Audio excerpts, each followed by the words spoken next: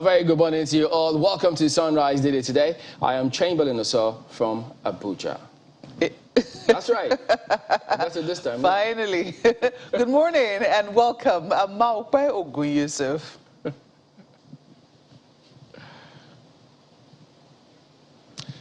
Looks like we lost a player to the other team, right? Chamberlain is now from Abuja. The transfer window is still open. It's still open, right? Yeah. Well, from Lagos, the nation's commercial capital, you're welcome to the program. I'm Kayode Okikulu. And I'm Ayomakide. Good morning and welcome to the program today. Oh. Well, most certainly. You know, guys, remember the scenario that I think has been on for a while. And I'm not exactly sure if that reason is still tenable. It's about the reasons why we still have a lot of queues here in Abuja. But it turns out that in Lagos, you're facing the same thing, guys. Tell us about it. What really is going on? Are those queues actually coming up again? Because I thought it would just be maybe those kind of scenarios where you know how flash flood happens. Maybe this would just be one of those scenarios. It happens a bit and then you get back to normal. But are those actually going on? Have you heard about flash queues? Honestly, I really hope this is one of such. Now, that area you just saw around the Otedola Bridge area, just outward Lagos, yes, there's construction on the other side. There's a lot of traffic usually, but clearly this is a fuel queue that we're seeing. And it's not just here. I mean, we did a survey across filling stations, dozens of filling stations in Lagos, and it looks like the queues are building up. I hope these are flash queues, if there's anything like that. But the truth is, usually when things like this happen, you always fall back to, I mean, the NNPP Limited, the NNPP to find out what exactly is being said. And we understand that yesterday that the chief executive officer of NNPP was in Lagos and was speaking to journalists saying that, well, this is essentially maybe something that will pass over soon, that they have a sufficient stock. I mean, that's what we are used to hearing. But from time to time, we hear that we have sufficient stock to last for days, months, and all of that. But it looks like we've not been able to resolve that issue of fuel queues. Where exactly is the problem? Is it the marketers? Is it still the issue with the transportation costs, you know, the subsidy payments, just trying to make up for the extra costs which they have to incur? Don't forget, a lot of them have had their supplies stock, that Lokoja, Abuja, route, and maybe across the country as well. So is this eventually now catching up with other parts of the country, especially Lagos? We know how much Lagos consumes on a daily basis.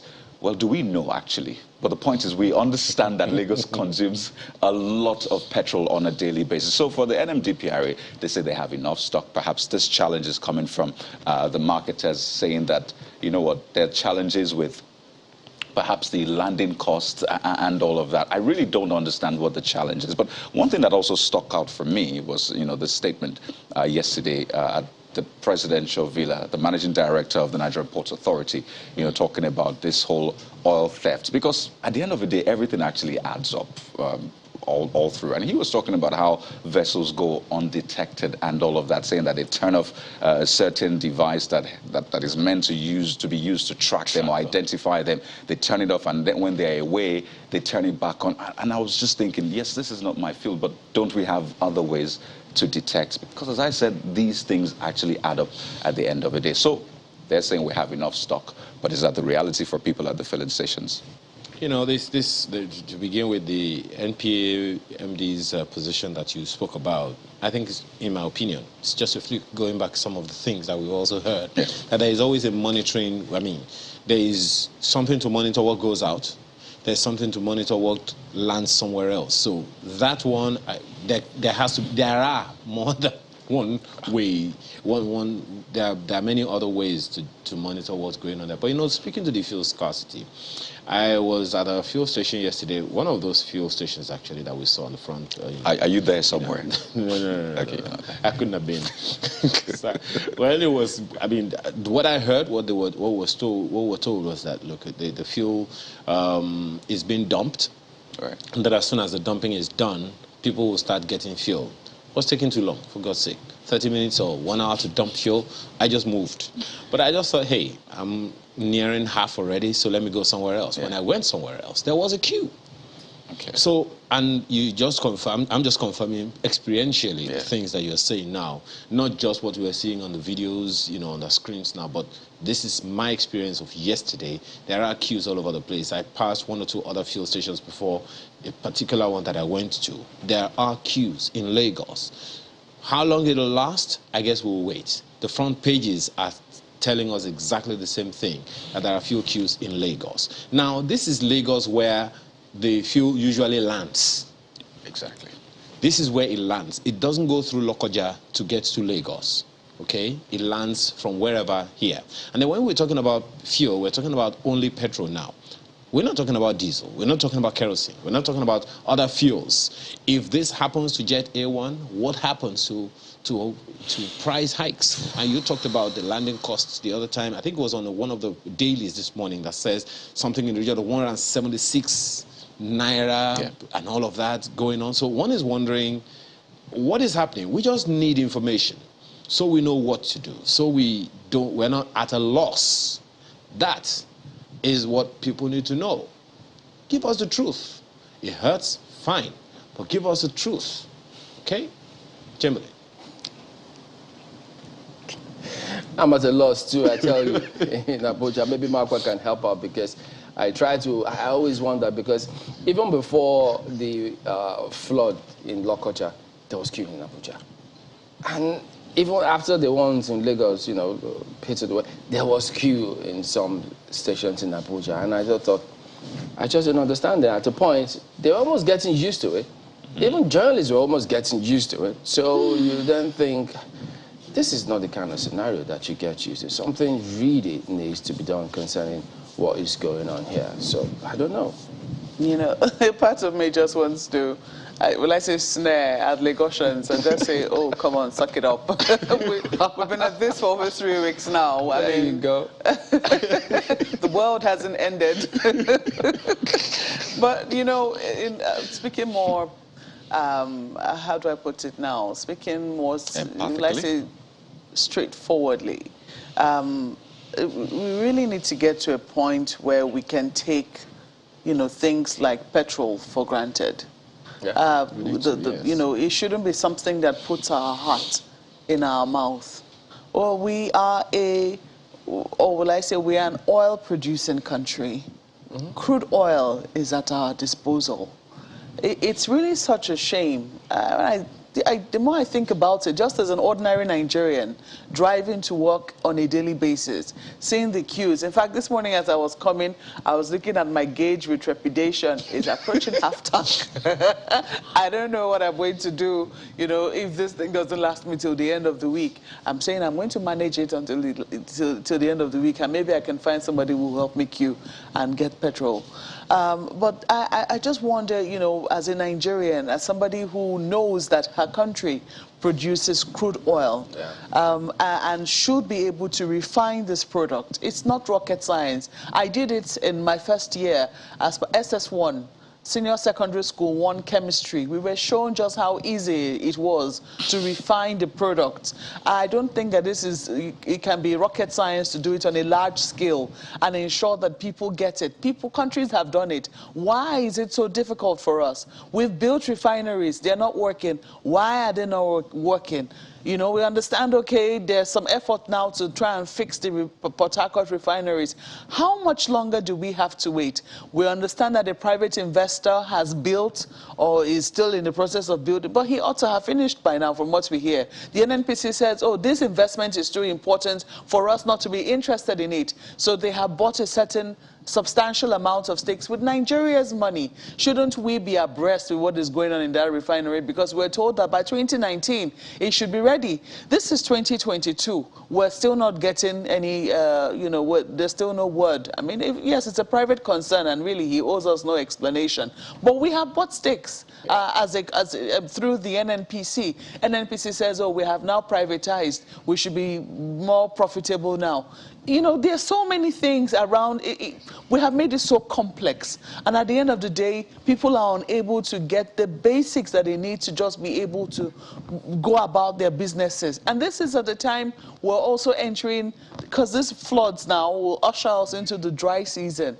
We're already beginning to see a dip I don't know if you people are experiencing it where you are, in electricity supply. And, you know, what it will mean is that there's going to be heat. What it will mean is that we're going to need to power up, we're going to need more electricity to cool down the environment. Two of us will be uncomfortable in this studio if the air conditioner is wearing on. I do not know if we're using a generator or if we're using electricity supplied by PHCN.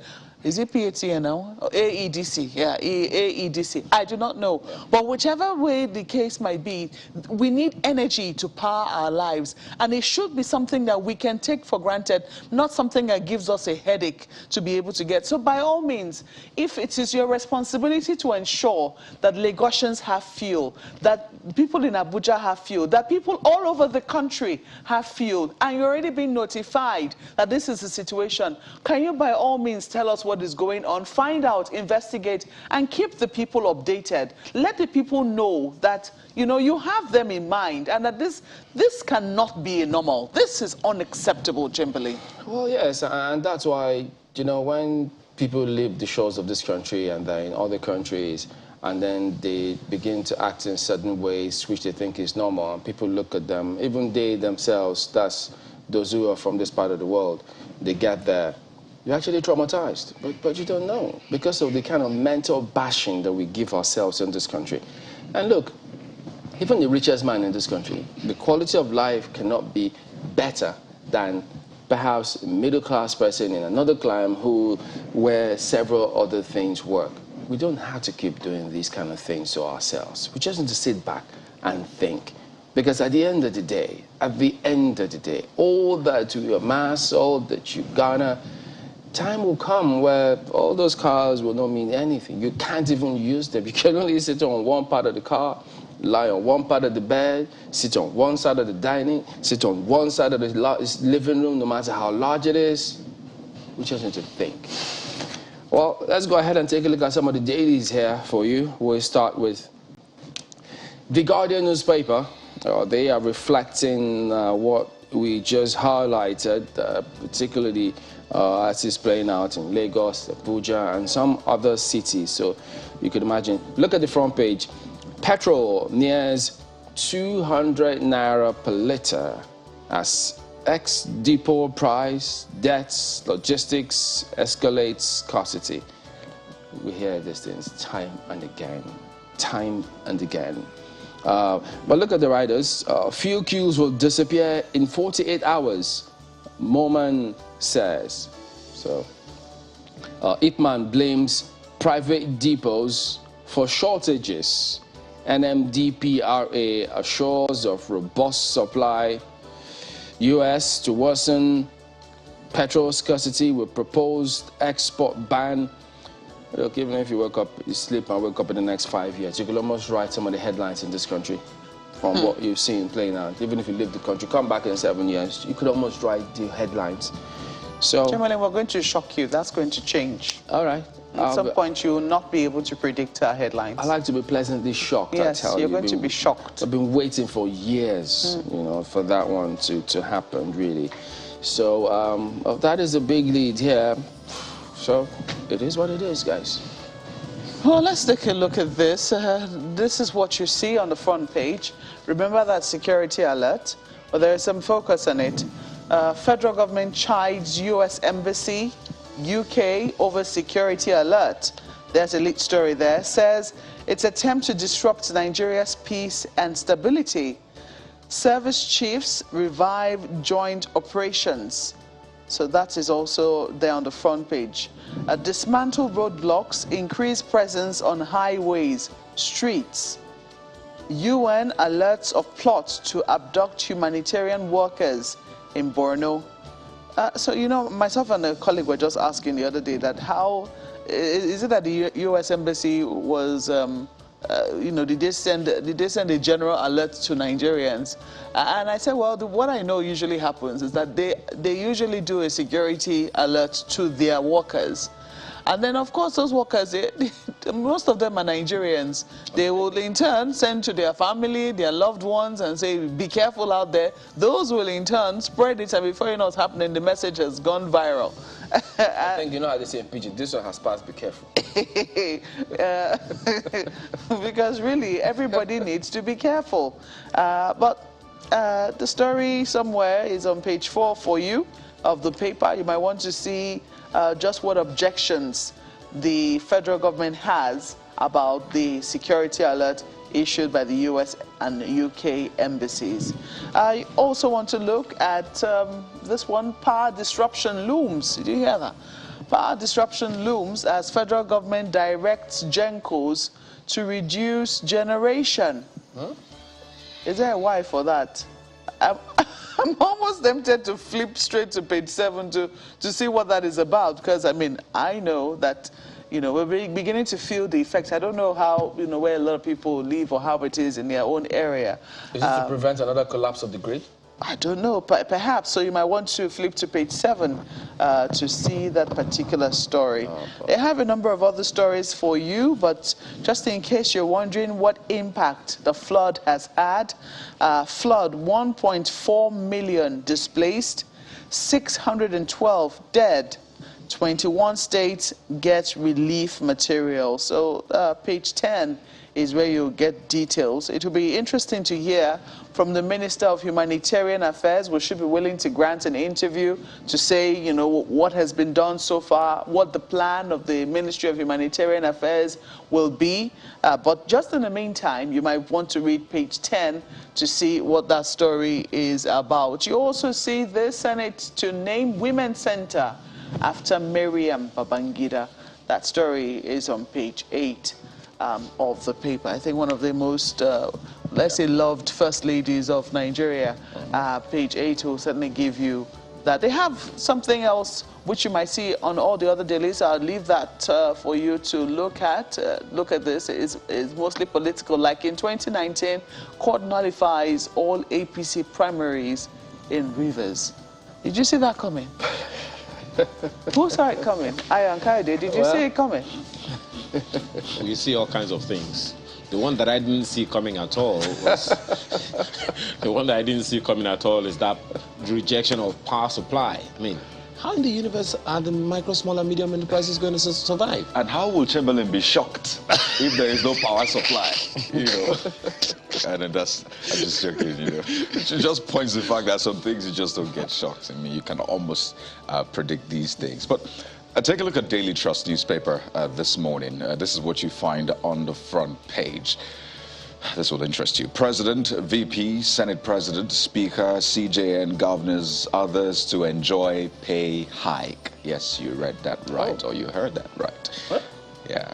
As RMAFC reviews salaries of public political office holders, Labour kicks, says it's recipe for crisis. Pay hike. NGF welcomes proposed pay rise. You see, it's economically irresponsible. That's coming from an expert. So, if you want to protest, just go ahead. Okay. Don't you wish you were President, VP, Senate President, Speaker, CJ, or Governor at this time? Goodness. It starts on the front page. That coming from? Continues on page 4. So this is well, RMAFC, the Daily Trust says it's. Yeah, but. Okay, you mean where's the money coming from? Where's the idea coming from? I think they should be top to bottom. Or how do they say bottom to top? Whichever way, I think it should just go around. Or more for the bottom. Yeah. But you know what? With all the perks of office? I mean, very big questions. We'll definitely be taking a look at this one because this one needs lots of interrogation. This one also might interest you. Boko Haram kills scores of ISWAP fighters. Yes, again, you heard that right. Boko Haram kills scores of ISWAP fighters, loses 3 in reprisal battles. It's usually maybe Nigerian military, you know, kills or, you know, wins a battle against. But this is now Boko Haram versus ISWAP. So the question is, do we just wait and watch and allow them just decimate each other? Share the winning side of or just whatever, just ensure that they're decimated. And also the reportage of this is also quite intriguing or interesting to understand how these reports get out, from which side, who is feeding who with this kind of information. Lots of questions really to answer, but that's what you find page 6 of the Daily Trust. I'll take one more for you, and really spoiled for choice. Jonathan seeks legal provisions to protect deputy governors. That's also an interesting one. Page 31 has more details. We'll dissect that for you this morning, just to help you understand what this story means. There's way more for you on the front page of the Daily Trust, but I'll just leave it there. Nigerian News Direct has this one on its front page. Motorists in Lagos, Abuja battle fuel scarcity. Yes, that's what you have right there on the front page. Retail outlets to raise fuel price in Ogun, Oyo, Kwara, Ondo, Osun, Ekiti. Uh-oh. They will raise price, fuel price in those states. Okay. Itman blames private depots for hike in price. Operational logistics challenges responsible for scarcity, according to Moman.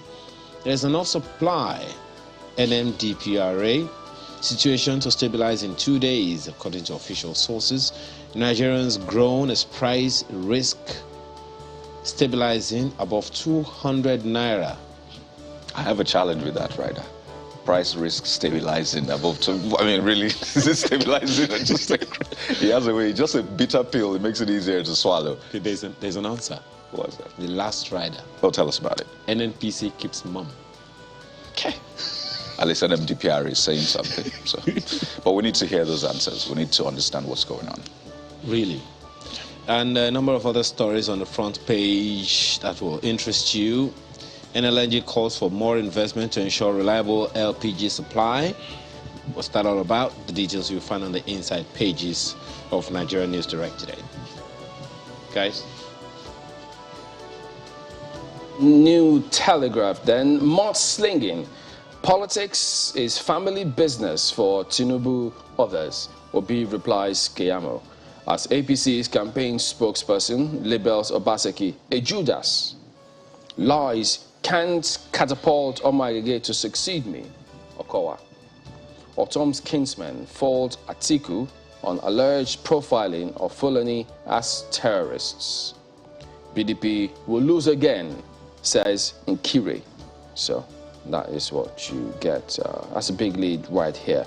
So while RMAFC is going ahead with reviewing public political office holders' salaries who will be enjoying pay hike, there's this story here who says, release withheld salaries of ASU members, I'll go again. Release withheld salaries of ASU members, NLC tells FG. So there you go. I guess what's good for the goose is not good for the gander. Well, that debate will continue, Chamberlain. I think that they should reach some compromise. There might need to be a give and take in that regard. ASU says other jobs were going on whilst the school was closed. Teaching is just a small part of their responsibilities. But teaching is where we need them the most. And the federal government will continue to ask, will it make sense for them to pay you for as long as you decide to go on strike for? So that balance needs to be struck. But I think that, there needs to be a political solution. They cannot be hardliners. You cannot say release all, and we cannot say you will not pay at all. I mean, there needs to be some compromise reached at some point. Yeah, while we wait and see, because I think if I remember properly, ASU has appealed the industrial court judgment. Remember, they gave them a conditional condition upon which they could appeal, which is upon resumption of their duties. So they've resumed, and now, if I remember, I think they've appealed it. So who knows what will happen there. And then just this little piece here. Duchess of Sussex, Meghan Markle, reveals she is 43% Nigerian. Yeah, I saw that yesterday. Okay, so didn't know what to do with that information though, but it's good to know that she's got Nigerian DNA in her. I imagine that will make her resilient. Okay. Okay, I imagine that will be all also for New Telegraph, is it? Okay, let's take a look at, I'm a little spoiled for choice now. Daily Independent, look at this. How vessels enter Nigerian waterways, steal oil. by NPA says they turn off tracking device to evade detection, arrest. That is on the front page of Daily Independent this morning. In case you want more details, pick up with the paper. That. 3 months after, regulatory hiccups hinder aero from flying. That's also there. Some follow-up on the aviation industry. The picture is certainly telling a lot. It looks to me like Lagos. When you see the yellow taxis and yellow buses, you know you cannot make any mistake there. Review your position on Nnamdi Kanu Nwodo, advises federal government. You also see INEC issues timetable for Kogi, Imo, Bayelsa, Guber polls. So that is also there. Elections to hold November 11, 2023. So shortly after we conduct the general elections come February 2023, these other states will be having their, well, I say, off-cycle elections much later that same year, sometime in November. As well. CBN begins enforcement of 100% cashless economy today. What does that mean? We will not have cash, or what? I don't know. You might want to read detail. You read details somewhere. I mean, what? Yes, a lot of people are already doing cashless transactions anyway. A lot of apps are working, etc. Okay, well. But I don't know what this story, really means. CBN begins enforcement of 100% cashless economy today. E-Naira records 8 billion Naira transactions in 1 year. Well, I know that it took it to, keke drivers for them to also, get into the plan. And that looks to be recording some success, but let us see just for how long and how people really understand this e-Naira, because as I said before, Chamberlain, I'm still trying to understand it, and I know that I'm not that dull, but maybe I just need to find some materials to read up on it and really understand what e-Naira is about, different from doing just transacting Naira on my app. I don't know. Maybe Kayode will help me out after the program. Let's leave it there for Daily Independent. Okay, no problem. You subscribe to my classes, I'll send you the details. But the e-Naira is the Naira, essentially, basically. But take a look at Nigerian Tribune next. Just before you go there, how is it different from just transferring Naira from one bank to another?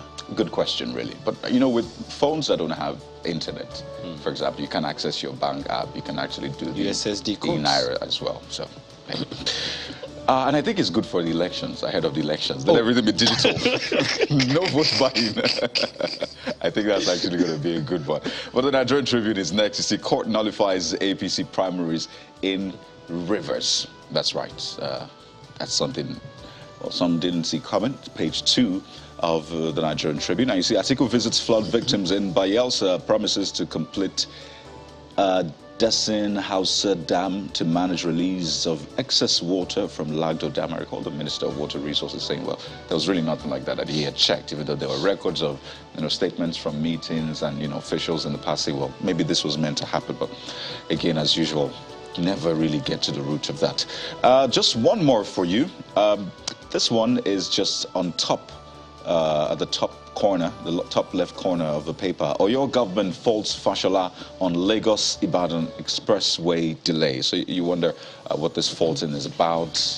Well, the delay really, but what is causing that delay? Because we've had, deadlines given and all of that. You can imagine the traffic if you've had to ply that route, that the kind of hell people go through. So more details on the inside pages of the Nigerian Tribune. Is that sounding like we shouldn't wait until the deadline the minister talked about? Will we meet that deadline? That's the question. Okay, this Nigeria newspaper seems to have compared notes with the editor of Nigerian Tribune, except for one word. 2023 court nullifies all APC primaries in Rivers. A story you'll find on page 4 of the paper. Sacks governorship, national state assembly candidates. Judgment, travesty of justice. That's ascribed to the party. So what happens to that list that's been uploaded to INEC? You unload it. Upload it, I guess. Or download it. Anyway, well, below the picture on the front page, why we won't support Atiku's bid, as ascribed to Autumn, Benue leaders blow hot. We'll keep appealing to them, ascribed to Momodu, story you'll find on page 4. And there is a warning by experts, Nigeria may remain poverty capital till 2050. Why would that happen? Find the details on page 7 of this Nigerian newspaper today, and a number of other stories, of course, we've told you about. But this one is interesting. Court convicts Mama Boko Haram, others, over 34 million naira fraud. Again, that story is on page 7 this morning. I haven't finished. All right, so there you go.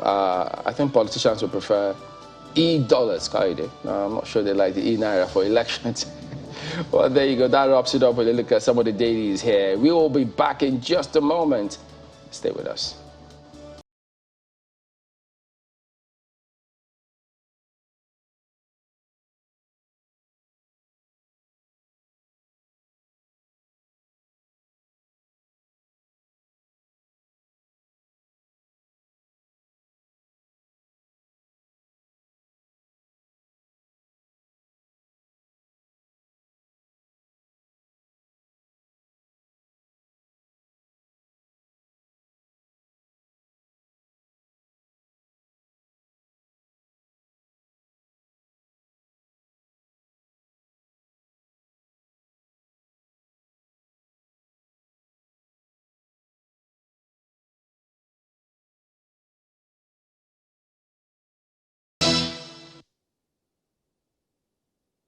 At the cost of $50 million.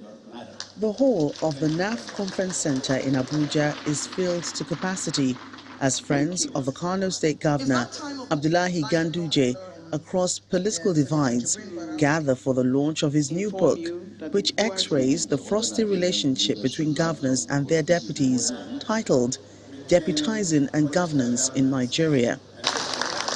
Former President Dr. Goodluck Jonathan chairs the occasion, and he begins the conversation by making a case for clearly defined roles for deputy governors, a position he once occupied in Bayelsa State. The issue of conflict between deputy governors and governors is actually something that we all need to ponder. I remember when we were elected in 1999, there are some states that the relationship between the elected governor, those are governor-elect and deputy governor-elect, become frosty even before the inauguration.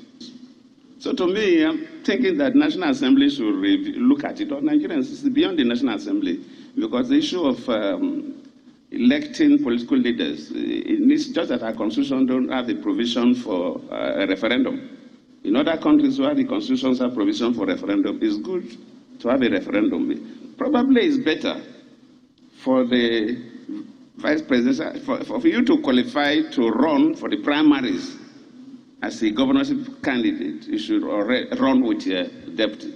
This not-so-rosy relationship between state governors and their deputies is not new to Nigeria's governance structure, a situation the author believes creates an unnecessary strain. The history of relationships between some governors and their deputies in Nigeria since the Second Republic has been that of disloyalty, envy, betrayal, mistrust, ambition, sidelining, political and financial suffocation. Other speakers share their views on this issue. To deliver this mandate successfully through good democratic governance, delegation of authority, decentralization or devolution of power, partnership and teamwork. On his part, the Vice President, Professor Yemi Osinbajo, describes himself as the most fortunate public official as he harps on the need for absolute loyalty by elected officials. And I think personally I've been more fortunate than others in my relationship with my principal, with Mr. President. And I believe he also genuinely believes in the role of the Vice President. When he was leaving on medical leave, the second time, I think first or second time, he said to me When I told him that I was going to send him there are a few things that were outstanding, which I was meant to send to him. He said to me, I don't want you to send me anything at all. It's your job now. Just make sure you do a good job. One thing that resonates here is the need for a smoother relationship amongst elected officials in order to sustain Nigeria's democracy.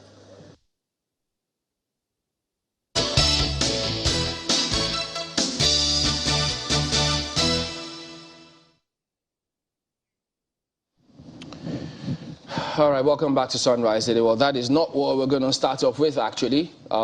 We are going to start off with the back and forth that is going on between within the People's Democratic Party, where the Benue State Governor, Mr. Samuel Otom, not exactly happy with his presidential candidate in his party, Alhaji Atiku Abubakar, concerning some comments that were made. So I think that if we do have that report, we would just like to take a look at that before we go on, because thereafter we'll equally just have some other responses, because the presidential candidates equally spoke. So we'll be bringing all of that to you in a moment. But in the meantime, we've got Senator Fred Otti, who is a member of Minda Leaders of Thought. He joins us virtually from Makurdi. They were the group that spoke up about their displeasure on what transpired. And then Matthias Sado is a member of the PDP, while he himself was a former presidential candidate of the ADP. Gentlemen, good morning, and thank you for joining us today on the program. But we'll just go ahead and double check if we can bring you that report now.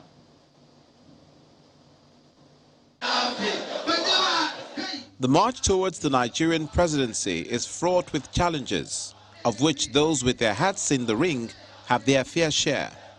And for the People's Democratic Party, the decision of Benue State Governor Samuel Otom and elder statesmen of the party in Benue State to withdraw support for presidential candidate Atiku Abubakar must raise eyebrows. It begins with a group of elder statesmen converging on Makurdi, the Benue State capital, over comments attributed to the PDP candidate. As a spokesman for the group says how on October the 16th, at a forum in Kaduna, Mr. Atiku Abubakar allegedly criticized Governor Samuel Otom. Alhaji Atiku reiterated that, and we quote, "I had a big quarrel with Governor Samuel Otom of Benue State on his accusation of Fulani people. I said, I am Fulani.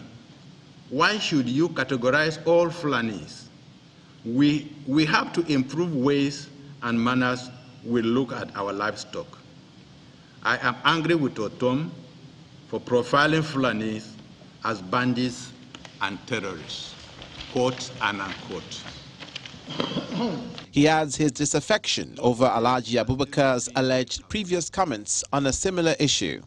It is unfortunate that while well-meaning political figures of Fulani extraction who are in other political camps, such as the governor of Katsina State, Alhaji Aminu Masari, who has averred that, I quote, "majority of those involved in this banditry are marauding Fulanis, whether it is palatable or not, because this is the truth." One would have expected this statement of fact to come from Alhaji Atiku Abubakar.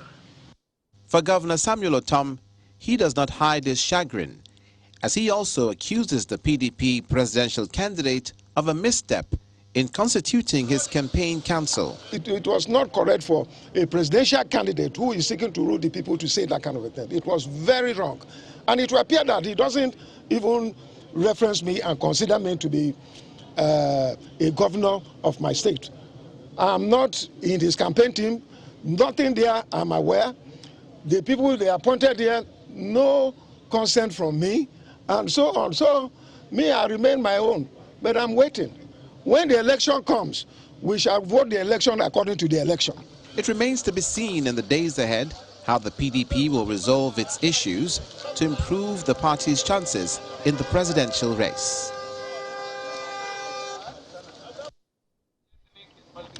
All right, gentlemen, Senator Alti, well, you're aware of this because it was your group that read out that communique. So there are those who think that this is not actually just about his comment, as the group says it is, because when the governor also says that he was left out, it appears as though you're just following up from where they left off, not being happy with Atiku Abubakar concerning the disagreement or concerning the chairman of the PDP.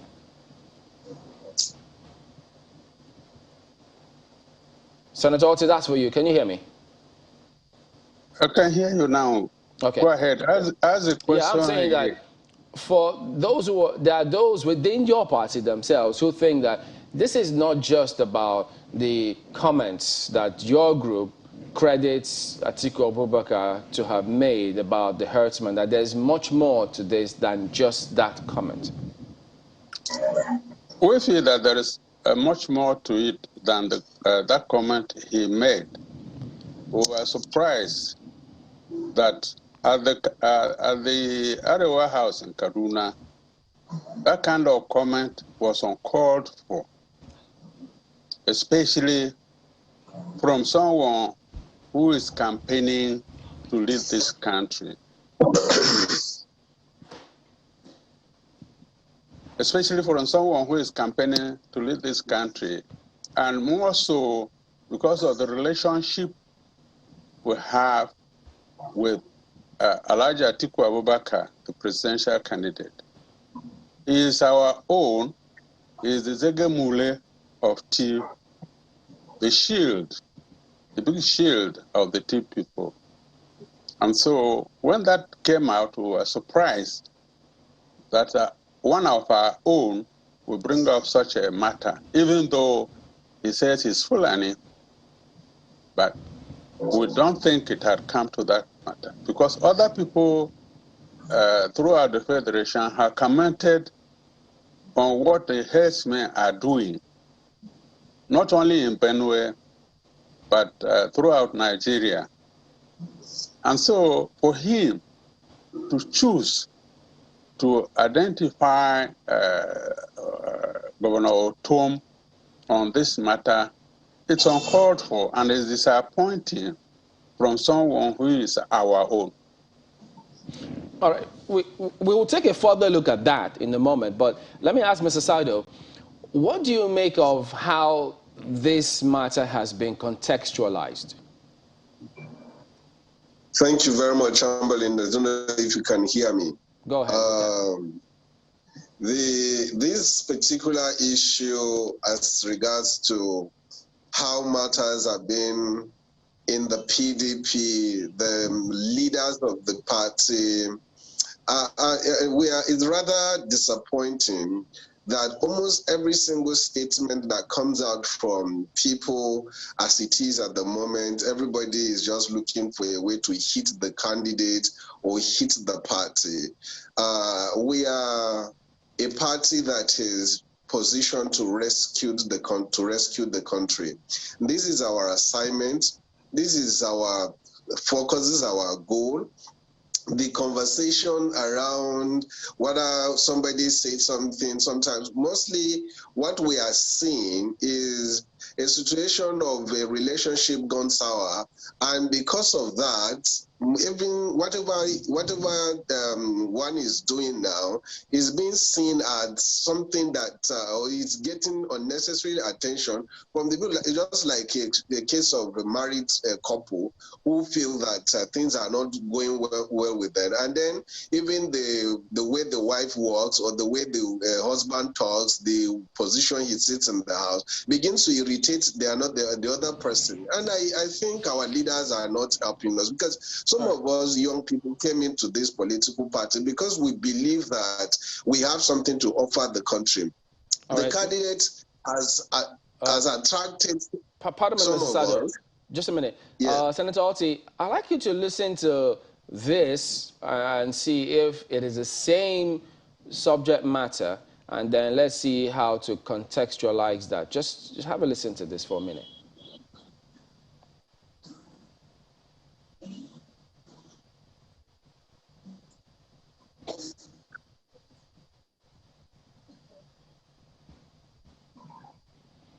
All right, that is not coming through yet, but it's actually a tape of the presidential candidates of the PDP where he was talking about what the Minda said he spoke about, because what we heard from that particular piece was him saying the governor should not generalize and paint every Fulani man in the same brush. That, for instance, even the governor himself also said there are certain persons from Tiv who were also caught stealing some of his own personal produce. That since that was the case, would he then generalize that all thieves were guilty of the same scenario? That is the context of which that tape spoke about. But I'm not sure if that is the same thing that Minda leaders of thought are talking about here. What we are complaining about is about his mention, particular mention of Governor Otom. Governor Otom has never said generalize this on all Fulanis. He has always chosen his words carefully by saying that what actually always happens. And in most cases, Mieti Allah has always claimed responsibility in the killings here and what has been going on here. And so he is not generalizing it. He's placed it completely on Fulanis that have claimed responsibility. He did not say that it is every Fulani man is bad, because we have had other Fulani people who campaigned with. We have had in the past, we have had Shagari, who is Fulani man. He started his campaign here. We have had also other presidents of Fulani stock. And so there is no way a Benue man will generalize what is happening on all Fulanis. You know, sir, this is going to be a bit difficult now, because I know that this is something that is very sensitive for the people of Benue, and it's also very sensitive for the whole of Nigeria in general, what has been going on, the so-called farmer-herders clashes that has claimed a lot of lives. But in this instance, wouldn't you say that your decision is rather hurried? Because it might seem that, given what your leader, the person who spoke, quoted, that perhaps the words that the PDP presidential candidate were said to have uttered might not be true or correct. Well, the words were quoted from the text of the conversation. So we here will accept what we see on the text of the conversation and no more. We're still trying to see if we can get that actual tape for you, because, I mean, you have been very specific about the venue where he was said to have uttered these particular words that have offended you, you know, really, really bad. You know, but while we're trying to do that, you know, if the context is that he has a problem with generalization, you know, isn't that a fair criticism of, you know, the words that Governor Otom might have spoken?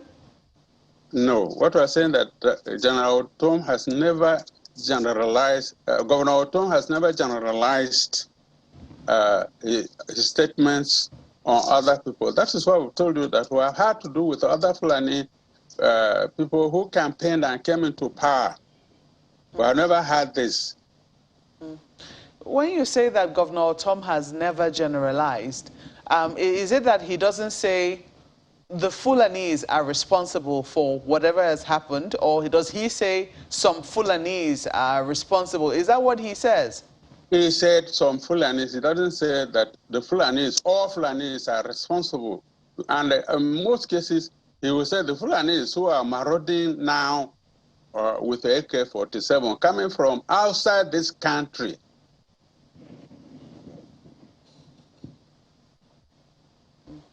Do you think that those words, I mean, because some people would have said that, and I know it's not just the vice presidential candidate of the party, beg your pardon, the presidential candidate of the party who has taken objection to the words of Governor Otom. A number of people before now had also taken objection to how, you know, he's also addressed the issue of the herdsmen crisis which Benue had to undergo. And, you know, I've always asked that he temper his words. This is not the first time. So if that has been the situation, and, you know, you also have a presidential candidate in his party who feels offended by that, isn't that to be expected? Well, we're talking about a particular case. You're now generalizing it, except you mention an instance where somebody has complained that he is generalizing the mention of Fulanis. But here, we know that whenever he's talking, wherever we are, he will say the Fulanis that are marauding with the AK-47, those that are coming from outside Nigeria. And so, except you mention a particular case where someone has complained that he's generalizing the matter. I think what people complain about Otom is that he, being the person who is, who has the load on his head as governor of the people, is always, and whenever there is this attack, he will always come out. And people say that he's always quick in coming out. But he's coming out, he's quick in coming out because of what happens to him, because of what happens to this state. That is what people have been complaining about. They have never complained that he is not being specific. Can I ask if you still have, because there's some people who have said that, you know, remember also that when you had the ranching law, the law against open grazing, there was some complaint, there were some complaints against that particular law. Some people felt that it was rather draconian and that it had the potential to exclude a certain group of people whose main livelihoods were through this process of keeping livestock. And for a number of people who have paid a visit to Benue in recent times, they say that they rarely see any people, would I say, of Fulani extraction living in many areas of Benue. Is that true? There are Fulani people living in some areas of the state. The Fulani people cannot be in all areas of the state because they come in. They are not domiciled here. And so, if you come to Benue, definitely you will find some Fulani men, some Fulani people around Benue. But not all the people in Benue are Fulanis, because Fulanis come, and in those, they come and go. They come during certain seasons and go. What the law said about this was that, look, the modern way of animal husbandry, animal farming, is for you to put your animals together. It is not for you to allow animals to wander and eat other people's crops, which is what is the problem. If you come to Benue now, these animals go in people's farms and eat their crops. And so the Benue that used to be the food basket of the nation is declining because people can no longer go to the farms. The people have even left the villages, the countryside, and moved to towns in their neighborhood. So the law, which some people were complaining, the whole of Nigeria now seem to have adopted the the principles of the law and have made the laws in their states all over Nigeria, both north and south. And so if you're talking about the law, this is a law that has generally been accepted. At least the principles have been accepted. That is why other people have accepted it in their own states. Pado, this next question. Now, you've listened to all that's been said, and you're probably aware of the comments made by the presidential candidate of your party. And even though you have said, I mean, it's perhaps an attempt to give a dog a bad name in order to label it, in order to kill it. But then there are those who would reference the statements he made as being, sectional and consequently appealing to certain sentiments against another, especially in the light of things that have been happening before now. How do you respond to that?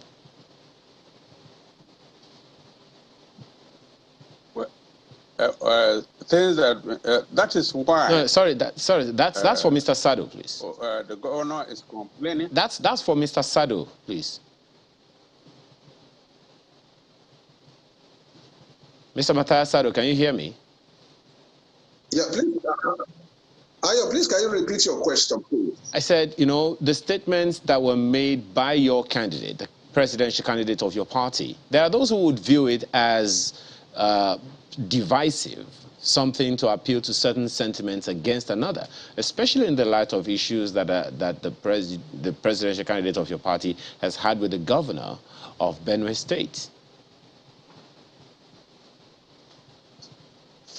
Well, you see, Ayo, a lot of people have said, it is quite very easy for people that are having issues or differences to always read meanings to statements that are issued or statements that are made by. But those comments were very clear, Mr. Sado. Just a second. Those comments were very clear that he made. He really did say that he had a big quarrel with the governor of Benue State, Governor Otom, because of the sentiments he expressed about Fulanis. And of course, you've also heard, the governor of Benue State say he's not generalizing because he even has people of Fulani extraction in his government. If you allow me, go ahead, please. If you allow me, the presidential candidate had, at the meeting in Kaduna, which I was there, had proposed that in a conversation with his own people, with the Fulanis or the Northerners, had made the mention of the fact that he has 1,000 heads of cattle and that they have not moved anywhere. And in his conversation with Governor Otom, he has also mentioned that, look, we must provide, or we must be able to profile better solutions to our livestock businesses. Now, if he said he had a big quarrel with Governor Otom because of the fact that he has always referred to the Fulanis as the headsmen or as the terrorist group and all that, you and I can have a conversation about, look, myself and Ayo had an argument, we had a quarrel over this issue because of the way he has presented this issue. But in going forward, what is the solution to the problems that we are having as a people? I do not think that what Alhaji Atiku Abubakar had said is that he wants to go and fight Governor Otom. If he said I've had big quarrel with Governor Otom, it's like saying that I have had a discussion with, and I believe this is what he was trying to pass across. We are trying to look for solution to these problems. But look, like we said, these are all distractions to the problems that are facing the country, that this man has been able to put on the table the solutions to the problems. Why are we now so bothered about these issues that we are not even we are losing focus on the most important issues? Exactly the reason, Mr. Sado. Just a question. Just a moment, Mr. Sado. No. I'll allow you. It's that same question that you raised is the question that I was going to follow up on, because why is it so much of a big deal when it's not a big deal? But you'll respond to that when we return from this break. Please stay with us.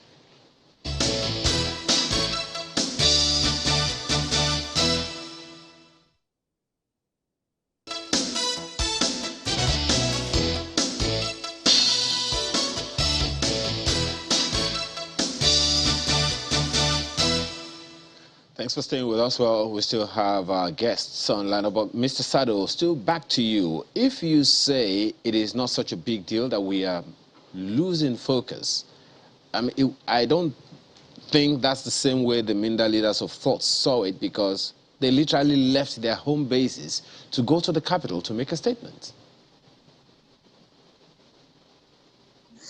Ayo, thank you very much. You see, like what I said, these are, with all due respect to my elder in Benue State, I'm reaching you right now live from Bida, my home, my federal constituency, and the street is. We can see the love that people have for Alhaji Atiku Abubakar on the street of Bida. A lot of people are expressing a rekindled hope in the Nigerian state, in the Nigerian government. And this is why we are saying our elders, if there are issues that need to be resolved, why go to the media all the time? Why not just look for back channels to solve the problems if your agenda or idea is not to bring down the party or bring down the candidate that has so much to offer the Nigerian people? I have listened to Governor Wike, I have listened to Governor Otom, I have listened to our elders. Some of us, the young people that are in this political party, our focus and our drive and our desire is to be able to rescue this country. And this is a big distraction for us at every attempt that we make to make things work. Let all the other conversations about statements that are being made by certain people that you are not happy with, let it be resolved as behind the scenes. Not necessarily everything have to come to the media to come and talk about these issues. These issues are beginning to take the position of the issue of unemployment that has ravaged the society, flood that has devastated so many people and left people or they're homeless, hunger that is on the street of the country, unemployment, insecurity that has so much destroyed this nation. The focus is let these things be on the front burner, not every minute coming out to say we are not going to support you. Let me tell Nigerians one fact. We are not doing Alhaji Atiku Abubakar a favor by supporting him or electing him as the president of Nigeria. We are doing ourselves a favor to be able to elect a man that can that can address the issues, the problems that are bedeviling this country. The man that can create an environment for businesses to thrive, a man that can create millions of jobs for young people, and we can create wealth for our people. This is what this is about. But Mr. Sado, while you have a point, just a second, Mr. Sado, while you have a point making these statements, if you can hear me, while you have these things that you're saying are valid, is the same promise every politician, everyone who wants to be president of Nigeria has made over the years, and Nigerians still have this. But to have divisive comments come from someone, I mean, you also heard, the governor of Benue State saying he didn't expect someone who wants to govern the country to be making such statements, that it was divisive and not something that unifies.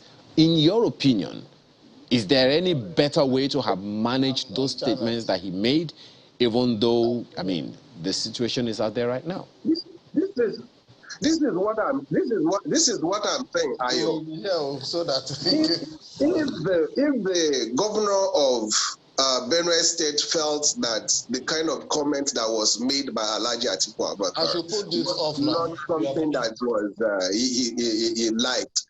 there's a back channel to which, if in all honesty, what he said is what he meant. If it was not a plan for him to attack his person on the media, he would have been able to resolve or reach out to Alhaji Atiku Abubakar behind the scene and have a conversation. But when you come out in a competition, in a race for leadership, where you are running against other political parties. If you are coming out as a political party to bring down your own political party, what are you trying to do? What message are you passing across? That's what I'm saying. We can hear Senator Oti itching to just jump in, but we're actually winding down now, gentlemen. But Senator Oti, is this the Benue State Governor's way or Benue PDP's way of simply telling the presidential candidate of the PDP that they will not vote for him? If you read our statement didn't say that we were not. They have not commenced the program yet. Okay, they haven't commented. The statement didn't say that we were not. But they have connected. Okay, Mr. Sado, just hang on a minute, Mr. Sado. Go on, Senator. I'm not saying anything. Okay. Go on, Mr. Senator Oti. The statement didn't say that we are not going to vote our presidential candidate. All of us that came together to talk on this matter are PDP members in Benue State. All that we were saying that we were surprised. If you read the statement, towards the end of the statement, before the conclusion, we had said that when Alhaji Atiku came out, we were happy that he has come out.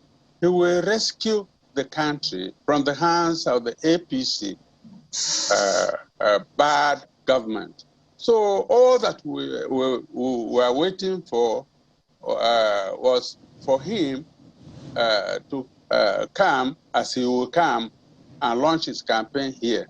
But we were surprised that the man who we thought would come and rescue this country is making statements that are not uniting the country together. All right, Senator, we need to wind down. So just basically, could you tell us point blank, will the presidential candidates of the PDP get the votes of the PDP in Benue State? Of course, the presidential candidate needs to do more to get the votes in Benue State. So at the moment, will he get it? At the moment, no. We are politicians. We cannot say that conclusively. That's not what we are saying. All of you are misquoting what the elders here talked about. Please don't misquote it. Go through the statement we made and get it right. That is our mind. We didn't say that for now we will not vote for him. No. Well, Senator, we're not misquoting anything. We brought you to explain what was said. That's simply what we're doing. We're not quoting anything. Yes, what was said is in our mind. We played the tape of your leader on the program, so we didn't quote him. So those tapes can't lie. Those were his own words. So there's nothing misquoting here. No, what you asked was whether he will not get the votes of Benue people. Yeah. I said no. He's a politician. He will always come around. Politicians, when you make a mountain out of molehill, they go around and settle their matters. Mr. Sado, so we know that. Senator, we need to go. Just one quick one for Mr. Sado before we wrap up. So, given their own stance, how is this going to affect the party? I think my elder brother had said exactly what it is. There is really nothing. It's not a big deal. These issues we're always going to have them. But my own appeal to our elders and our governors, like Governor Wike, Governor Tom, and the rest of them, that issues that needs to be resolved at the back, behind the back door, should be resolved behind the back door. All right, gentlemen, we need to go. Pardon me, we need to go. Matthias Sado, PDP chieftain, and Senator Fred Otti, member of the Minda Leaders of Thought. Thank you, gentlemen, for your perspective this morning. So we will be back in just a moment. Join us again.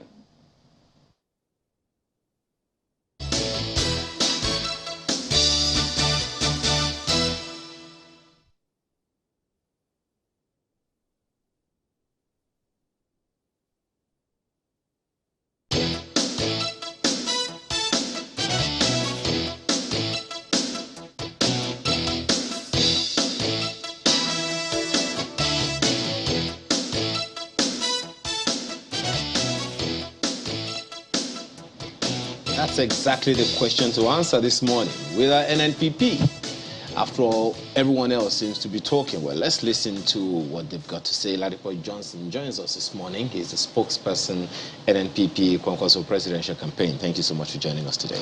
Good morning. Good morning. Are you guys active? Oh, definitely. So, with our NNPP, that's the question we're asking. Well, are you consulting? On the 1st of November, I think that's Tuesday, is it? Next week? We will, Senator Kwankwaso will be unveiling his blueprint to the country in Abuja. And from then on, I think we're more or less kicked off on the campaign. And then the rallies will begin, and other things as well, consultations, town halls, all the things you have in a campaign. The NNPP is on. We're still on. We're working. As you use the word consultation, that keeps going on. The dynamics keep changing. You have issues springing up in different parties. So Nigerian politicians will keep consulting, keep talking to each other. And yes, we believe that we have 4 months to bring our message to the people of the country. And we feel it is sufficient time. We spent a lot of time recently, in the past 2 months or so, energizing the base, as it were. What is that base? In the internal membership of the party. Senator Kwankwaso has been around most parts of the country, opening offices, campaign offices, party offices, and it was always a time to consult with the members of the party. Being a party, well, the NNPP is an old party, but we got into it, say, around March this year. Being a party that was being regrouped and populated, naturally, as with other parties, you have nibbling issues here and there. So we've been able to go around to settle things like that. Right. So it's like new wine, old skin, essentially trying to jazz things up. I know that the unveiling was meant to be tomorrow originally, am I right? Yes. But it's now been shifted to November the 1st. November 1st. So, I mean, I recall that he was in Lagos some few weeks back. 2 Wednesdays back. 2 Wednesdays yes. back. We'll get to that. But you said you've been consulted. And I know that of recent, there's been that talk, that, do I say rumor, you know, that perhaps there are plans to collapse your structure. And you've said that there are issues happening in other parties here and there, and then you're consulting. Those consultations, does it involve in any way possible collapse, merger, whatever word you politicians have come up with yet again? Definitely not. No, no merger talks. Well, it's too late for mergers, but no talks about collapsing the campaign, his campaign, or the NNPP campaign at any level at the moment with any other party or any other candidate. That is not on the cards, not yet. But not yet. What I mean when I say not yet, we are going all the way to February 25th next year. No possible, well, you said no mergers, no collapsing. Any alliances in the works, just in case? As I said, we are focused on the elections. If you have the elections, and as people are realizing or postulating, there might be a situation for the first time where you do not have an outright winner, then you all have to talk to each other. So no one takes that off the table. But as it were, for the first game, to use a football term, we are going, Senator Kwankwaso is contesting, we're going all the way. That I can tell you. And using the football analogy, so you're preparing for the first 90 minutes. You're also preparing for maybe extra time and maybe the penalties, and that's what you're talking about. Perhaps that's what a good team will do. A clear-cut winner. Yeah. So maybe then that gives credence to people who were saying, well, we're seeing moves that perhaps the NNPP might be working towards some sort of alliance. No, it doesn't. I can eventually. I can tell you for certain that this rumor started months ago. So it's not out of what they see now. It was out of mischief, and we've treated it several times. And I keep saying that, well, he has no reason to want to step down for any of the So you're giving your word that I'm giving my word. neither He has now no reason. nor at the extra But time or penalty period. We'll listen to any of them who feel that they want to team up with us now. Who wants to team up with you, not you teaming up with them? We don't see a reason why we have to at this present time. Even when there's no reason. Many postulants have said, look, we see a 3-horse game, not a 4-horse game. Yes, because I can easily tell you why that happened. You understand? I always tell my people, a lot of the press are situated down here in the southern part of the country. I don't want to say just Lagos. And I've told a lot of my friends in the press that you can't call the election in Nigeria without knowing what is going on in the core north. You understand? We've made that mistake many, many times. And that's one. Two, in the activities that I said we've been involved in for the past 2-3 months, Senator Kwankwaso going round, I must admit that for one reason or the other, it was mostly an in-house thing. So except for pictures and videos that appeared via social media from members recording and whatever, we didn't officially invite the press there. So I say that is one of the reasons why there might be views being postulated in that direction. I tell you, I assure you that once things kick off next week and you begin to see the activities, then you will realize the groundswell of support that he has around the country. Is that also, perhaps, you're waiting for that time before he's invited by the Northern Elders? No. Kwankwaso's support is organic. Let me use that phrase, that word. And that organic nature does not include him being invited by the Northern Elders as previous when that incident occurred, yes, as I stated at that time, and he did, there was a 4-page press release, and you remember he rejected the invitation even before the event. It occurred because he had good reason to believe that it was like a consortium of different groups that organized the parley. He had good reason to believe that some of the people involved were hardened supporters of one of the presidential candidates. And his finger had been burnt he had had his fingers burnt before in 2019 by some of those individuals. So he immediately said, no, I'm sorry, I will not be attending that. Not as a slight to the people of the North or the other organizers. You get it. It wasn't as a slight to them at all.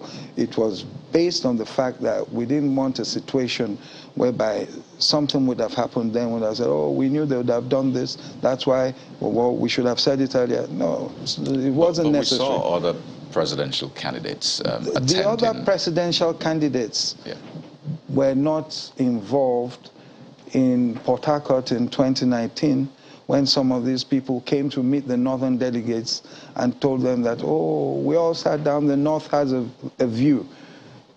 Please support this person. And then, you understand. So he had his fingers burnt by them.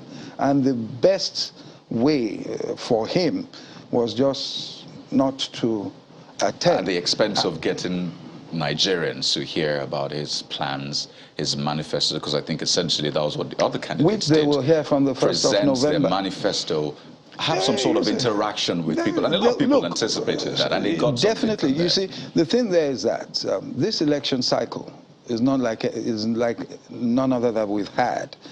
We have, normally you have your primaries, say, November, December, and just 2 months. So you think you have time? We have time. Okay. We have 4 months to interact, to get our message. From the 1st of November, when he does that, get our message out, and then begin to take questions, and he will attend other things as well. So you talked about the support your candidate has. You talked about the core North. He was in Lagos, as you said, to commission some offices for campaign. And as always, you see the red caps in every way. In fact, there was some traffic gridlock as a result of that. A lot of people were frowning and thinking, wait a minute, why is this happening right now? But regarding the support he has, he's talked about the Talakawas, and a lot of people always point to that as his support base, saying that essentially that is his focus. And you wonder just how well he would appeal then to other people in the South, for example, in the Southeast, the Southwest, in other areas where you don't have, the Talakawas who are from the North, because people will say that essentially a lot of people that came out there are northern residents in Lagos. So in terms of getting that support outside of the North, how well is he doing? Well, he's doing well. I'm here, and many other Yorubas and Igbos and what have you. We have our structures around the entire country. You see, there's nothing wrong with being very strong in a particular part of the country or with a particular demographic or segment of people.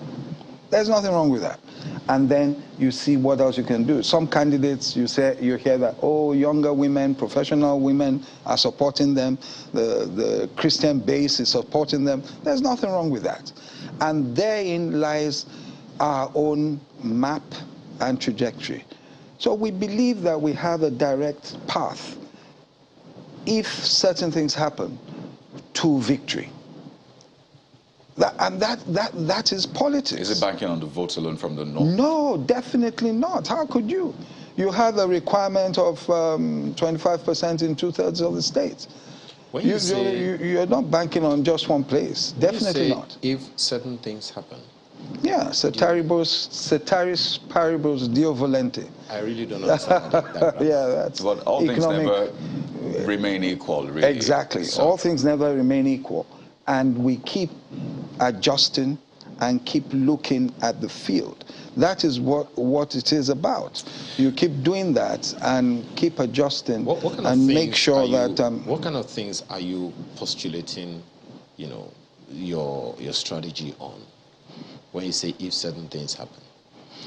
Well, the state of insecurity in the country, or state of security, the economy, these are the two major things, I think.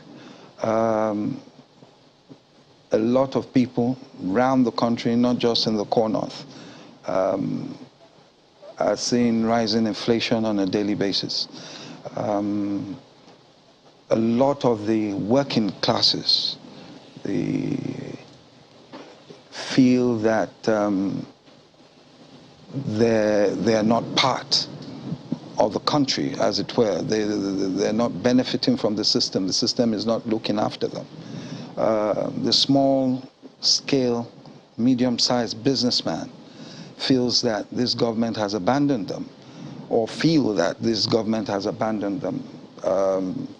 A lot of things are going for the bigger businesses. They have tax breaks, they have what have you, multinationals and what have you. But the highest employers of labor, as I said, the small-scale businesses and what have you, they need help. Even the big businesses are everyone essentially needs help. But the some costs have, and all of that. Some you would look at certain situations and feel that some maybe, I don't want to start mentioning names. So essentially, you say your candidate has a roadmap. We're yet to see that roadmap. Yes. You talked about security now. Yeah. He was Minister of Defense. Yeah. Right? Some will say he didn't have experience in that area before he became Minister of Defense. The military experience, security experience, and all of that. And the question would be, what would he offer that a general in the military couldn't offer? Maybe the general in the military didn't have the political will to take decisions that he had to take. It's as simple as that. So what are those decisions you take? If you had been president for the past maybe 3, 4, 5 years, I'm sure that maybe you would have gotten rid of the chief of army staff much sooner than this current president did. I'm just using that as an example, because you and I do not have the security reports that they would have. So maybe don't you think that's why he didn't get rid of them? No, I don't think so. I think that a lot of things were, even from inception, getting his cabinet in place, his executive council in place, a lot of things were slow and tardy. Truth be told. So you think that your candidate, once it's time to fire, he will fire? All you need to do is look at his track record as governor, as an executive governor. He hit the ground running immediately. That is Kwankwaso. He knows what he's doing and he does it. Pardon me, speaking of that track record, I recall that I think it was in 2004, under his watch as Minister of Defense, that illegal operations in the oil sector, particularly in the Niger Delta region, cost the country whooping $2 billion. And this was something he even talked about then. And this was a time he was meant to have a handle on everything happening. And at that time, $2 billion, 2004. Imagine how much that will cost us. So with that kind of track record, talking about track record, what can we expect from him now? What you can expect is someone who is better experienced, who is willing, who knows, who has a burning passion that he wants to turn around the economic woes of the country, and realizes that without first handling, you do everything together, don't get me wrong, without getting a grip on insecurity in this country, we won't get the investments we require. Even people traveling from one part of the country, not just terrorism, banditry and what have you, you won't get things going. So what we can only say to ourselves right now is, look, we're waiting for what's going to happen, because at the end of the day, it's exactly what is to be delivered that we'll be looking for. I mean, you already said that November 1 we should be expecting. Oh yes, and then I'm sure from then on we'll discuss to see whether that blueprint, in theory, can actually get us where we want to. And I don't know where we want to get to. Okay, that's the usual thing. Is spokesperson NNPP Kwankwaso presidential campaign. Thank you so much for your perspectives this morning. Thank you very much. We'll take a short break, and when we return, that which has been flashed across your face all day this morning is up next. Stay with us.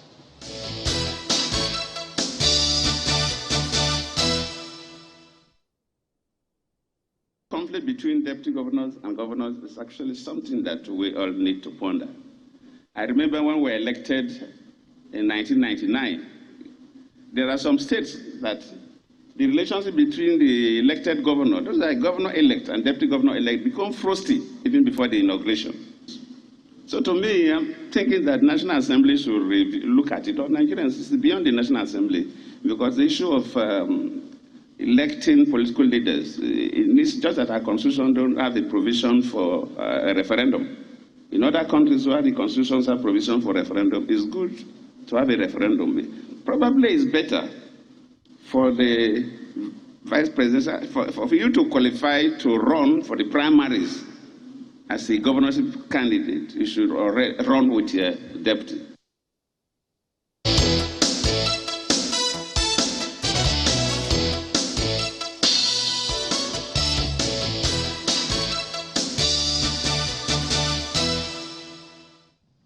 All right, to shed some light on that submission by former President Goodluck Jonathan, we've got Simon Achuba, former Deputy Governor of Kogi State. He joins us this morning. Good morning, and thank you for joining us on the program. But just before you proceed, because that recommendation from the former president, there was also that about the VPs, deputies, saying their roles really neither here nor there. As a matter of fact, let's even just go to the laws and see what it stipulates.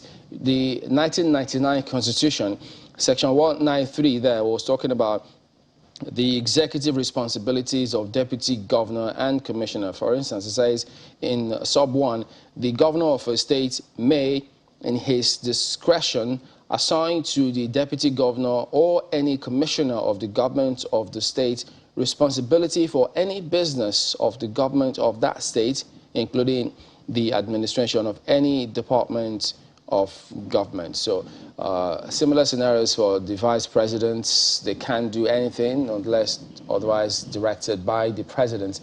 Now, this recommendation that came through yesterday, what should we make of it? Mr. Achuba. Good morning, and thank you for having me. The former president actually came up with this position based on his experience and what he went through as a deputy governor and probably as a vice president before becoming a president. In the actual sense, the position of the Constitution is not wrong. It is the mindset of the operators of the Constitution, maybe the governors, the president, the chairman of the local government, as the case may be, that are actually using it in a manner that is not very nice. The president, the governor, and the chairman of a local government, with their deputies, have the same function. And actually, they are supposed to work as a team to make sure that the best is delivered.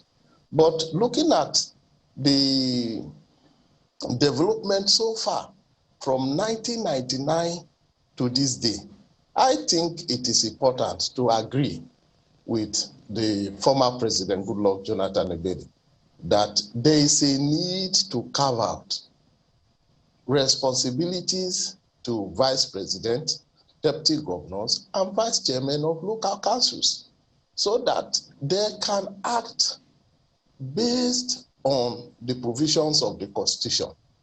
Most times, without reason, there always come rifts between vice president and the president, the governor and the deputies, without reasons. Because the people around, maybe the president, or the people around the governor or the chairman of a local government begins to feed them with information that are not very correct. And they act on it and take decisions that are not in the interest of the people they are leading. And I agree entirely that, yes, deputies should jointly contest primaries or separately, as the case may be. But let it be known from the beginning of the primary that these are the two people that are going to work together, and not when after an individual has won his election, he has the right to choose his brother to become his deputy and all that. That decision should be reviewed, in my own opinion. But Mr. Achuba, the deputies too, I would suggest, should be given... just before you proceed, I mean, what is this recommendation seeking to cure? I mean, how is that going to impact governance? Well, what it will do is that it will make each person concentrate on that area where he is empowered to act, to avoid conflict of instruction or not even given any responsibility at all. Wherein there are circumstances where a governor will be traveling, he does not transmit power, and responsibilities that are vested probably in the office of the deputy governor is given to a commissioner or a special advisor, just as the governor wants. So these are the things that brings about the conflict, which the former president is looking at and suggesting that there should be some constitutional amendment to bring about peaceful coexistence within the body. Yeah, so some people might understand and appreciate recommendations that there should be constitutional roles for deputy governors, vice presidents. However, when the former president says that a deputy governor should also run a primary, I really wonder what difference that makes. How does running a primary separate from that of the governorship primary affect any role that a deputy governor is given? Well, running a primary, what is settled first is the acceptability of that individual to be the deputy governor, as the case may be, or the vice president, or the vice chairman of the local government. And while running, he will now be able to mention how he's going to handle responsibilities that are assigned to him. You'll be able to handle, and his performance can even be distinctively measured as a deputy governor with respect to responsibilities that are assigned to him. So when that is done, it creates that friction and probably a healthy competition. Probably if the governor is not doing well in his areas of assignment, and you see the deputy moving forward, I think it will challenge the governor to pick up. Or vice versa, if the governor is not doing well. I'm listening to you and I can't help but chuckle because, you already say that oftentimes problems just crop up owing to misinformation given by people around deputy governor and governor. But when you now begin to say that, if a deputy governor is not doing well or is doing well, it might challenge the governor to do better. These kinds of things are certainly recipes for even further, let's say, disasters, as the case might be, from what I can see. And in any case, the Supreme Court of Nigeria, I think that there is a ruling on that says that the ticket of both a governor and that of his deputy is one ticket. It is joined together. And so oftentimes, whatever happens to a deputy governor oftentimes happens to the governor. For instance, what happened to the, the governor of Bayelsa State, who was never sworn in. He was never sworn in. I'm trying to remember his name now. As a result of a fault with the ticket or with the certificate, of his deputy governorship candidate. How is that Supreme Court ruling for you going to have any, what implication does it have on this suggestion that is being put forward? Yes, the Supreme Court ruling is very correct as it relates to the current position of the Constitution. It's very, very correct. But what we are talking about is a possible amendment in the future and how it can be. So it cannot, what we are saying does not agree with the current position of the Constitution. What we are asking or suggesting is that there should be a constitutional amendment conceding these roles. If that is the case, some people will argue that if you then separate the ticket, you could also have a situation whereby the governorship candidate of a party comes from one party and the deputy governorship candidate comes from another party. Couldn't that also be a proposal? I mean, given what it is that we're already beginning to consider? No, it would be like that. The fact is, the primaries are in the parties and are not like now. If in state A, the governorship candidate who wins in party A, and then the deputy governorship candidate who wins in party A becomes the governor and the deputy governor. That's how it goes, and not that somebody in another party becomes the deputy governor. No, it can't work like that. Because they have party manifesto to use in fulfilling the promises of to the people. Just backtrack a bit to get a sense of how running mates or deputies in this case are actually selected. So help us understand, what are the factors that come to play when selecting your deputy or running mate? Because I would imagine it's going to be a personal decision based on your workability, compatibility, or how well you can work with that person. And naturally, that should be someone who you are maybe friends with, someone you are comfortable with. But over time, we've seen that that's not the case. So what are the factors really responsible when it comes to politics now, not what we hear outside, in the political space, within the parties, in selecting a deputy?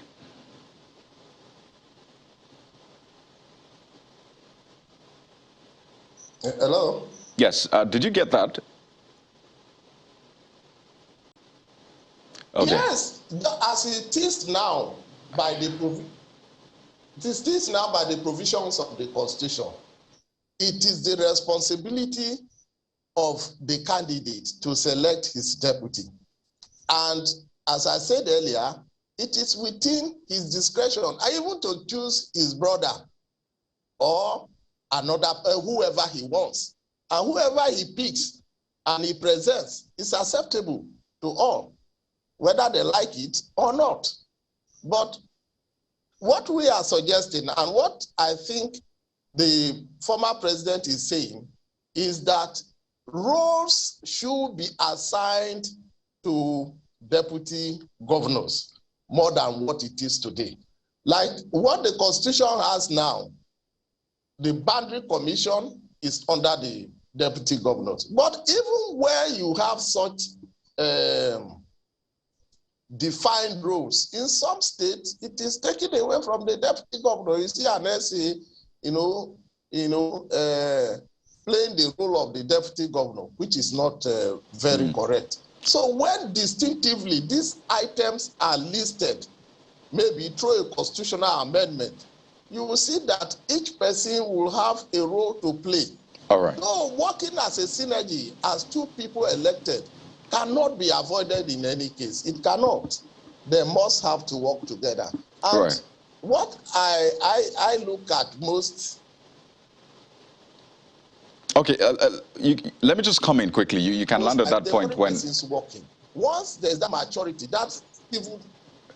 Okay, pardon me. Looks like we're having connection issues, but let me just put this in because of time. So you say that workability or compatibility comes to play, but we've heard cases where the party will tell you, well, so we can have some sort of agreement here, you need to select this person if you want our support. And we have some sort of reward for the party structure, the leadership structure of the party, or the big wigs, as they say, in the party. But practically speaking now, moving forward, because I think this is double-edged, to ensure that there's, better relationship between the principals and their deputies, and ensure that they do more, at least since they are earning, taxpayers' money, they put that to use and do more. What are the specific roles that you think should now be included for deputies moving forward, if it is considered as some sort of constitution review? Okay. In my opinion, there are certain roles that I feel should be considered to the deputy governors. One is that a deputy governor can be given a ministry, just like a commissioner, to manage.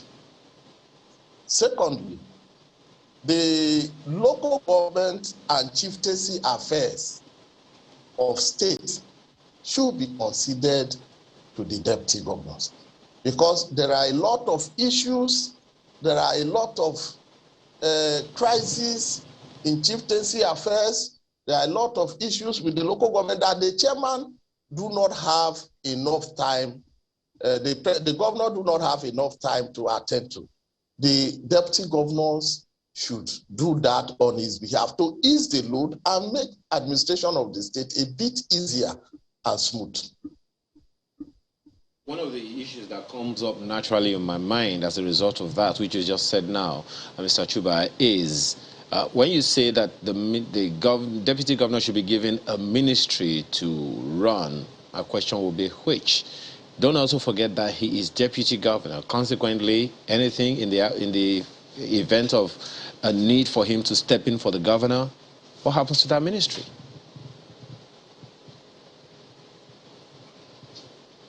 No, going to step in does not take much time. You step in and step out as soon as the governor comes.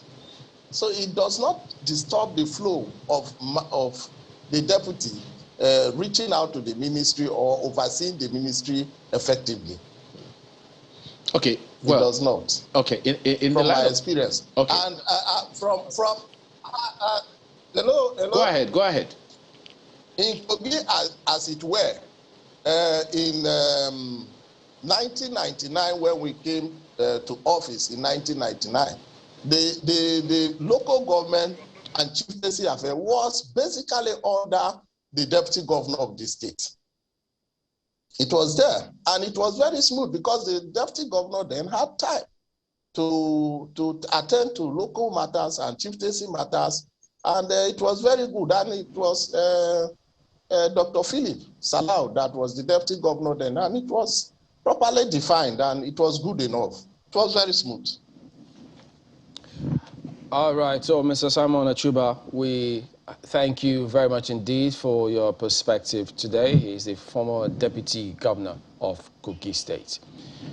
Well, I guess if they consider that, so you wonder what happens then to two ICs in the army, because they're usually just there and, until well, not really. Those ones usually have pretty detail. I think they're usually director of strategy and planning, strategy, policy and planning in the military. So they usually have roles already assigned to them, or sometimes, and this is, I have to be clear on this because I'm not certain that this is something that is constitutional within the army. I don't know, but I know that they usually have given roles within the army. Well, just like the VPs and deputy governors who say that, look, this is just neither here nor there, that they want something more definitive. But I guess we'll wait and see. What if perhaps will there be laws to also say, because you know what, they always want to ensure that you don't have a